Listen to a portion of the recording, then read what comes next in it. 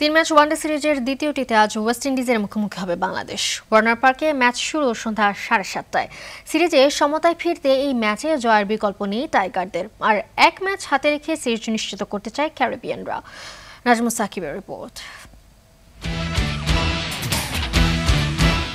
2016 সাল থেকে ওয়েস্ট ইন্ডিজের বিপক্ষে দ্বিপাক্ষিক ওয়ানডে সিরিজ হারেনি বাংলাদেশ।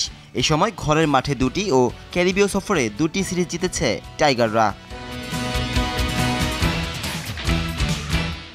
রেকর্ড ধরে রাখতে ও সিরিজ বাঁচাতে দ্বিতীয় ম্যাচে জয় ছাড়া কোনো কিছু ভাবার সুযোগ নেই মিরাজ বাহিনীর। ক্যারিবীয়দের বিপক্ষে দ্বিতীয় ওয়ানডেতে জয়ের ব্যাপারে আশাবাদী বাংলাদেশ।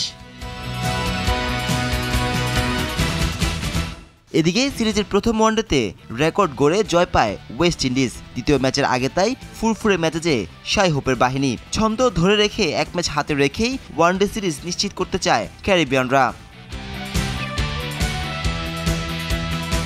নাজমুস সাকিব, RTV।